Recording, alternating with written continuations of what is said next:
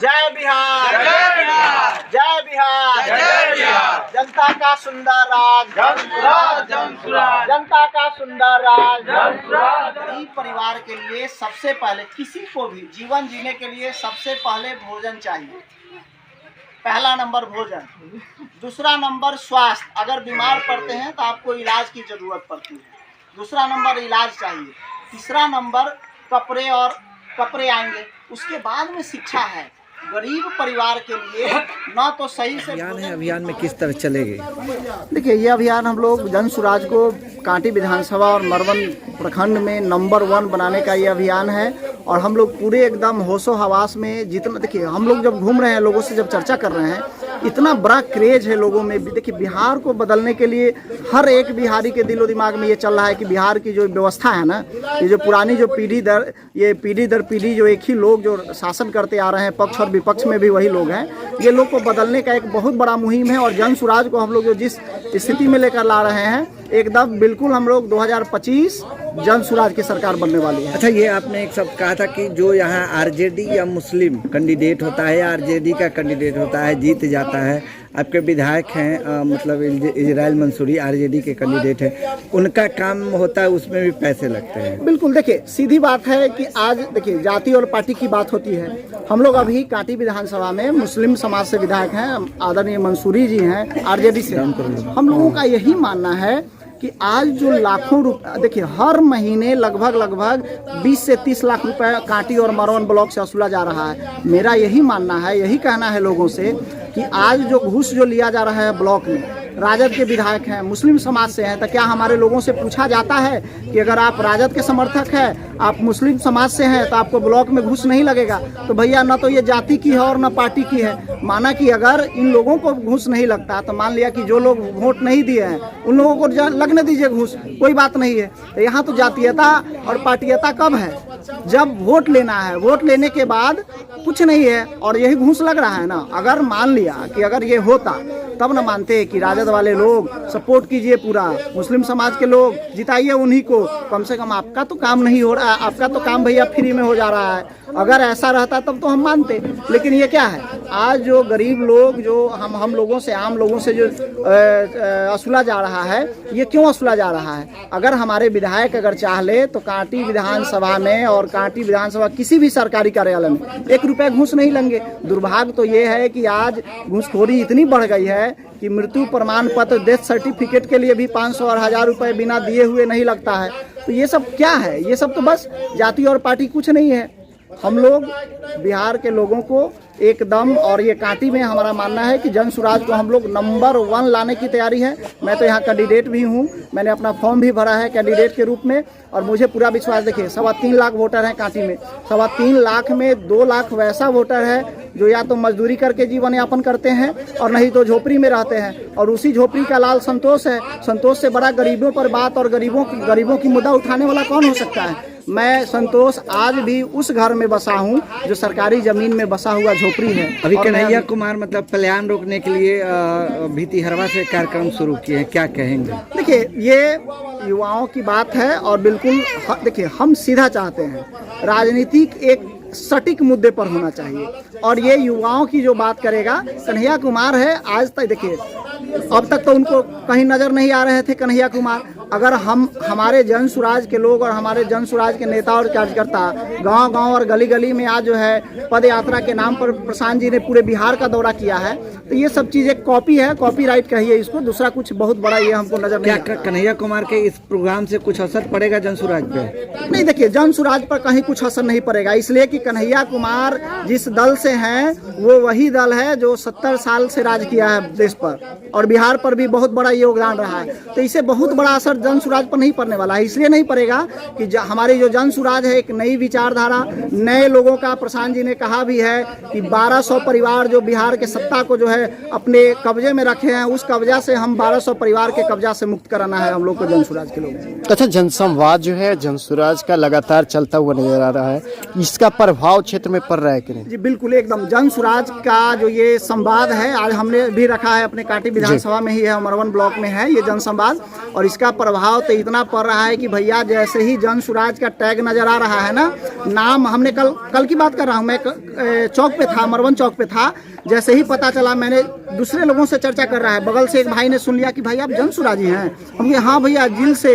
और ये सारे युवाओं का इतना बड़ा जो है ना सपोर्ट आ रहा है जन स्वराज के नाम पर। और देखिए हर तबका, जाति, मजहब, पार्टी सबसे ऊपर उठ करके और जन स्वराज के साथ लोग जुड़ रहे हैं। और एकदम हम लोग, ये एक राजनैतिक क्रांति है। अब तक तो सामाजिक क्रांति के नाम पर हम लोग सारे नेताओं के द्वारा ठगे जा रहे हैं, लेकिन अब बिहार की जनता ठगी नहीं जाएगी। जन स्वराज एक नया मुहिम है और इसके माध्यम से हम लोग घर घर जा रहे हैं और लोगों से हम लोग जनसंपर्क कर रहे हैं। बिल्कुल हम लोग एकदम क्रांति लाए। क्या लग रहा है कांटी में इस बार बदलाव होगी या नहीं? क्रांति भाई, कांटी में तो बदलाव हो गया। मैंने कहा है कि मैं जन स्वराज को बिहार का पहला सीट होगा जो मैं चुनाव से पहले जीत कर देने जा रहा हूँ। जैसे ही मेरे नाम की घोषणा होगी जन स्वराज ही जीतेगा और ये 100% इसकी गारंटी है। इसका सबसे बड़ा कारण है कि जो मैंने 3.25 लाख और 2 लाख को जो मैंने कोट किया था, उसी 2 लाख परिवार का संतोष बेटा और सदस्य है और उसी झोपड़ी का लाल है। हमसे बड़ा गरीबों, देखिए मैंने कहा है 30 लाख और 40 लाख के कार में घूमने वाले नेताजी, आप लोकसभा लोग पहले 30 लाख और 40 लाख के कार में घूमने वाले नेताजी 300 और 400 कमाने वाले हम मजदूरों का कभी दोस्त नहीं हो सकते हैं। ये मेरा टैग लाइन है। और यही हम लोग जो है एक एक बात और एक एक चीज जब लोगों से हम लोग चर्चा कर रहे हैं तो बहुत बड़ा मुहिम आ रहा है और बिल्कुल क्रांति आने वाला है। परिचय, मेरा नाम संतोष कुमार है। मैं अभी PhD रिसर्च स्कॉलर हूँ और बिहार यूनिवर्सिटी से, और मैं सामाजिक चिंतक हूँ, सामाजिक विचारक हूँ। मेरा मुजफ्फरपुर में भी इंस्टीट्यूशन चलता है। आज तक मैं किसी भी पार्टी के लिए कोई नहीं काम किया, लेकिन जन स्वराज ने हमको इतना उद्वेलित कर दिया। 2015 के दौरान मैंने इतनी अच्छी व्यवस्था बनाई थी कि एक नई पार्टी स्थापित करने की मैंने प्रक्रिया पूरी कर ली थी। हमारे यूनिवर्सिटी और कॉलेज के बहुत सारे प्रोफेसर लोग जो थे वो हमारे साथ थे, लेकिन खैर वो नहीं हो पाया। और आज जन स्वराज ने, जब जन स्वराज हमको ये दिखा तो पिछले 3-4 साल से हम लोग फॉलो कर रहे थे और जन स्वराज के लिए आज एकदम ऑन स्पॉट हम लोग काम कर रहे हैं ज़मीन पर। और देखिए सीधी बात है, ये किसी भी रैली का रेला निकल जाएगा। अगर हम गरीब लोग नहीं जाए ना तो किसी भी रैली का रेला निकल जाएगा। मैं गारंटी के साथ कहता हूँ, रैली का भीड़ हम गरीब किसान और मजदूर हैं और उसी का बेटा एक संतोष है, दूसरा कोई नहीं। गरीब परिवार के लिए सबसे पहले, किसी को भी जीवन जीने के लिए सबसे पहले भोजन चाहिए। पहला नंबर भोजन, दूसरा नंबर स्वास्थ्य। अगर बीमार पड़ते हैं तो आपको इलाज की जरूरत पड़ती है, दूसरा नंबर इलाज चाहिए। तीसरा नंबर कपड़े, और कपड़े आएंगे। उसके बाद में शिक्षा है। गरीब परिवार के लिए न तो सही से भोजन मिल पा रहा है, न सही से इलाज मिल पा रहा है, न सही से कपड़ा पहनने के लिए मिल पा रहा है। तो उस परिवार के लिए, उस व्यक्ति के लिए तो शिक्षा चौथी चीज़ हो गई ना, चौथी कड़ी की। जब 3 चीज़ पूरा ही नहीं हो रहा है तो गरीब परिवार अपने बच्चों को शिक्षित कहाँ से करेंगे। और ये सच्चाई है। और ये सच्चाई है कि सरकार जो है सिर्फ कानून बनाती है, चाहे सरकार किसी की भी हो। अब तक हम लोग ठगे जा रहे हैं। ये पूरे देश में प्रशांत किशोर जी एक ऐसे इकलौते नेता है जो ये बात करते हैं, जन स्वराज के बैनर तले आज ये कह रहे हैं कि आप लोग हम लोगों से जुड़िए और ये जन स्वराज के कैंडिडेट को आप जिताइए, कैंडिडेट को जिताइए। अगर जन स्वराज की पार्टी बनेगी तो सबसे पहले जो है ये शिक्षा की बात कर रहे हैं। शिक्षा की बात इसलिए कर रहे हैं कि जब तक गरीब का बच्चा शिक्षित नहीं होगा तब तक गरीबी उसकी नहीं मिटेगी। 4 किलो और 5 किलो अनाज देने से अगर गरीबी मिट गई होती तो 2 साल 3 साल से, जब से कोरोना आया ना, मोदी जी के नाम पर 5 किलो अनाज मिल रहा है। क्या गरीबी मिटा है? नहीं मिटा है। और वो भी अनाज कैसा है वो समझ रहे हैं सब लोग। सारे लोगों को मिलता है और बेचकर जैसे कि फिर खरीद कर खाना पड़ता है। तो ये दुर्भाग्य है। हम लोगों को इन सारी चीज़ों से अब ऊपर उठना होगा, अलग होना होगा। आज तक जो लोग 30-35 साल से जो लोग राज कर रहे हैं, सत्ता में है और विपक्ष में है, 30-35 साल 90 का अगर दशक, 90 का अगर दौर देखे, लालू जी के बारे में भी बड़ी चर्चा होती है और उन्होंने भी समाज के लिए किया, ऐसा लोगों का कहना है। लेकिन हम कहते हैं कि नहीं किया उन्होंने, बिल्कुल नहीं किया। क्यों नहीं किया? आवाज़ दिए, लेकिन जिस आवाज़ से, जिस शिक्षा से आने वाला है, गरीबों को शिक्षा ही नहीं दी। अगर शिक्षा दिए हुए रहते तो आज ये दशा नहीं रहता। 35 साल एक बहुत बड़ा समय होता है। नीतीश कुमार जी पिछले 20 साल से बिहार को चला रहे हैं और ये दुर्दशा आज है कि 20 साल में हमारा बिहार 20 साल पहले जो पूरा ट्रेन भर करके पूरे देश के हर कोने कोने में मजदूरी करने के लिए जाता था, आज भी हमारा गरीब तबका और मजदूर जो है ना आज भी जा रहा है। तो आपने किया क्या? किसके लिए? आपने सत्ता बदलने के कुर्सी पर बैठने के अलावा तो आपने कुछ नहीं किया। और सच्चाई यही है।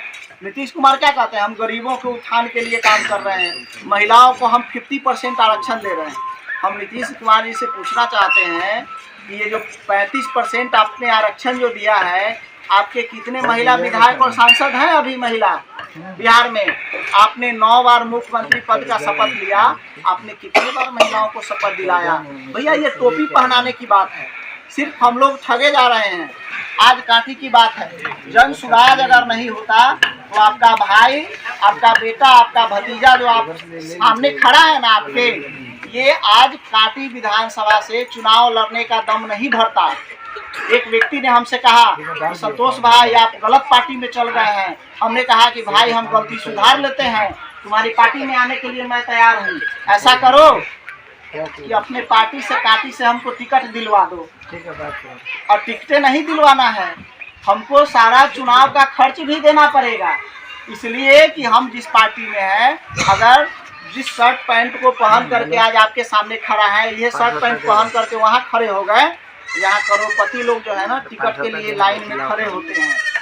और ये हमें पूरा विश्वास है कि ये जनसुराज बहुत अच्छी विचारधारा और गरीबों की बात करने के लिए, गरीबों की आवाज़ उठाने के लिए